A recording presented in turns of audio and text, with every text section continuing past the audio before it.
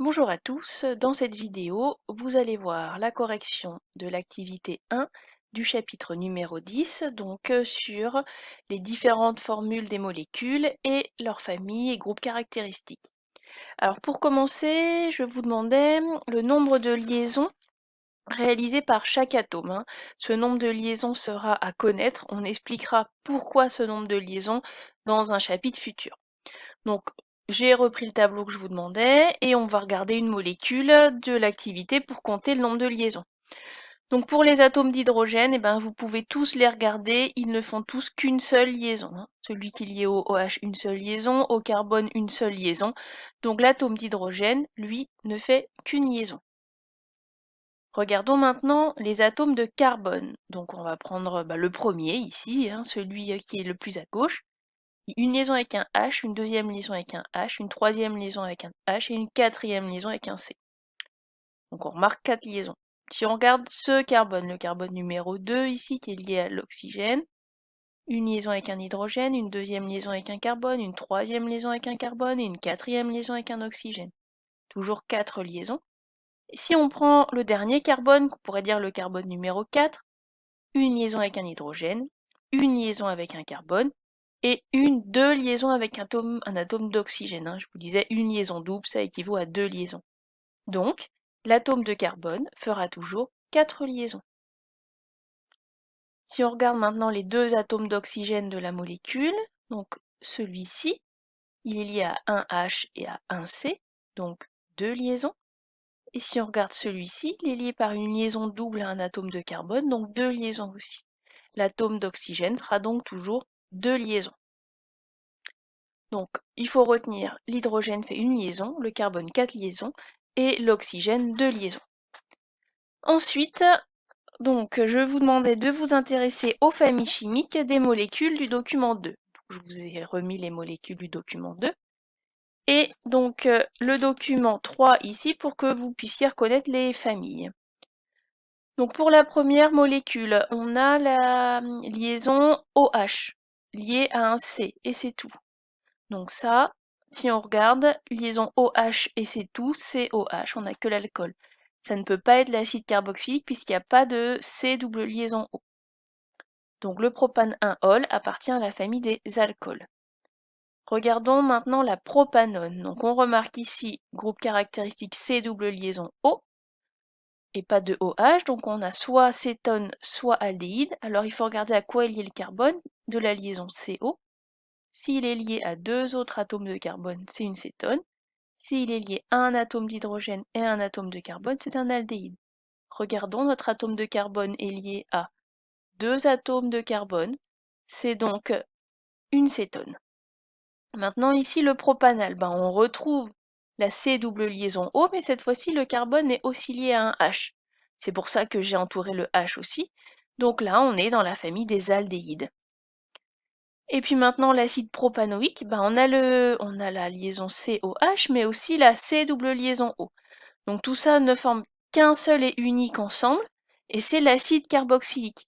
Ne me dites surtout pas qu'il y a le CO de l'acétone ou de l'aldéhyde et le OH de l'alcool, hein. Non, tout ça, c'est un unique ensemble. Et donc, il fait partie de la famille des acides carboxyliques. Pour la question 3, toujours les mêmes molécules, mais on vous demandait de trouver les groupes caractéristiques. Donc j'ai gardé la même diapo que tout à l'heure, j'ai juste rajouté ici les groupes caractéristiques de chaque famille. Donc pour l'alcool, COH, pour la famille des alcools, le groupe s'appelle hydroxyle. Pour les cétones, C double liaison O, c'est le groupe carbonyle. C'est la même chose pour les aldéhydes, c'est le groupe carbonyle. Pour le groupe caractéristique, on ne regarde pas si le carbone est lié à un C ou un H. On a juste C double liaison O, c'est un groupe carbonyle. Et on regardera après plus précisément si ça appartient à la famille des cétones ou des aldéhydes. Pour la dernière molécule, famille des acides carboxyliques, le groupe COO, même COH, ce sera le groupe carboxyle. Donc, avec ces documents, vous trouvez très facilement les groupes caractéristiques. Maintenant, on va expliquer un petit peu les noms que vous étudierez avec plus de précision dans l'activité suivante. Alors si on regarde nos 4 molécules, elles ont toutes un nom différent, mais elles commencent toutes par propane. Donc c'est pas le début du nom qui nous dira à quelle famille il appartient. Ou la famille ne modifie pas le début du nom, hein, le début du nom qu'on va appeler le préfixe. La propane, eh ben, ça vient du nombre de carbone de la chaîne carbonée la plus longue, ou celle qui contient les groupes caractéristiques. Ici, si vous regardez, chaque molécule contient 1, 2, 3 carbones. On a toujours une chaîne carbonée à 3 atomes de carbone. Eh bien, vous verrez dans l'activité prochaine que 3 atomes de carbone, c'est prop, le préfixe. Donc là, c'est pour ça qu'on a propane à chaque fois. Par contre, leurs suffixes, hein, leurs terminaisons, sont toutes différentes. Donc la famille, ça va intervenir au niveau de la terminaison. Donc si on regarde l'alcool, eh ben, les alcools, ils se terminent tous en ol. Donc les alcools auront la terminaison en ol. Pour la propanone, qu'est-ce qui différencie des autres molécules? C'est le suffixe, hein, la terminaison on. Donc toutes les cétones se termineront en on. Les aldéhydes, elles, se termineront par al, donc propanal. Pour l'acide carboxylique, on a deux choses. On a déjà le mot acide qui est avant le nom de la chaîne carbonée et il se termine par oïque.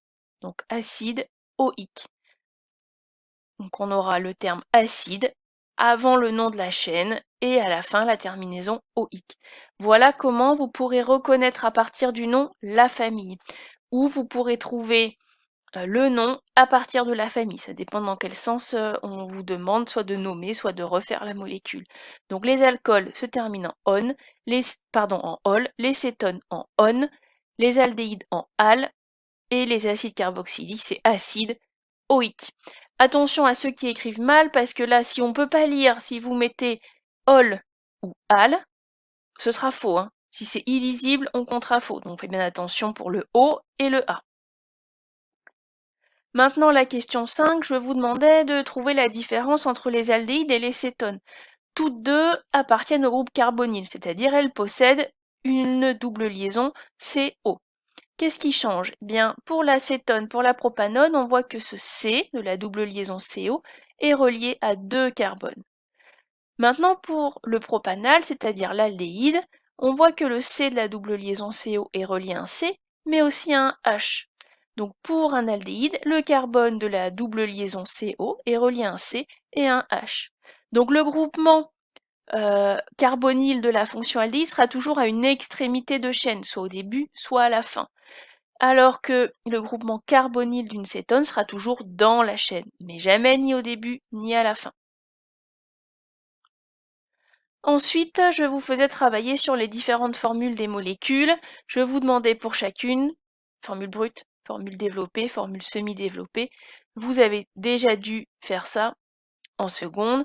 Donc la formule brute, il suffit de compter tous les atomes, d'écrire le symbole, puis en indice le nombre. Donc l'ordre c'est C, H, N, O, hein, c'est l'ordre alphabétique. Donc ici, on aura 1, 2, 3, 4 atomes de carbone, 8 atomes d'hydrogène, 2 atomes d'oxygène, C4H8O2.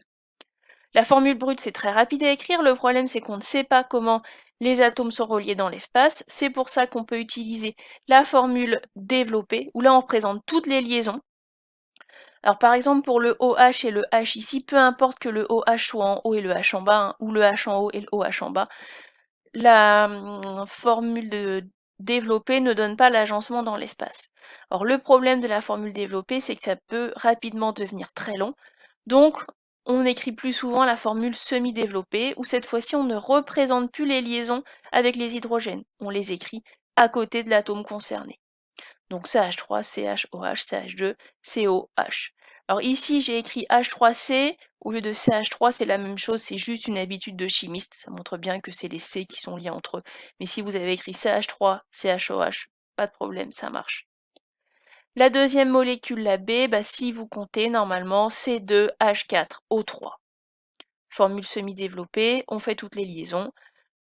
Pardon, formule développée, toutes les liaisons. Formule semi-développée, cette fois-ci, on ne représente plus les liaisons avec les H, et uniquement avec les H. Hein. On continue à représenter les liaisons entre carbone et oxygène, par exemple. Pour la molécule C, donc formule brute C5H10O3, formule développée relativement longue à écrire, hein, puisque là on a 18 atomes à représenter, alors que si on met la formule semi-développée, c'est bien plus court.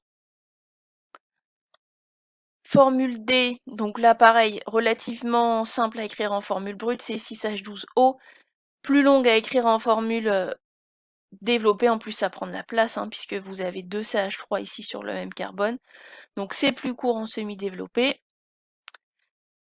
Et le document 4, donc 1, 2, 3, 4, 5 carbones, 10 hydrogènes et 2 oxygènes, c'est 5H10O2, formule développée assez longue, formule semi-développée plus courte à écrire. Vous verrez si vous continuez l'aspect physique, on aura encore une nouvelle représentation où cette fois-ci on n'écrira même plus le symbole C et H. Ça s'appellera la formule topologique.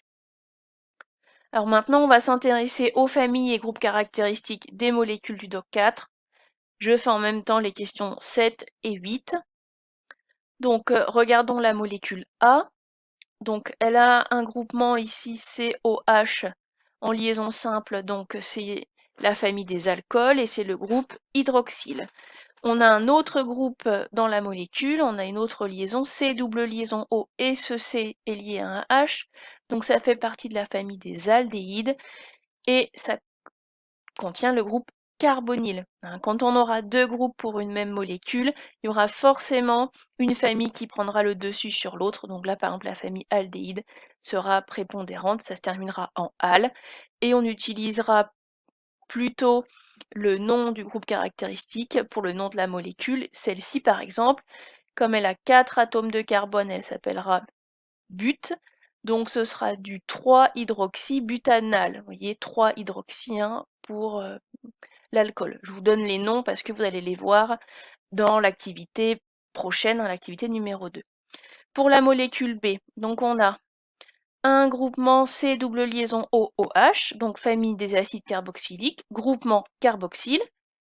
Et on a aussi un groupement COH, donc famille des alcools, groupe caractéristique hydroxyle.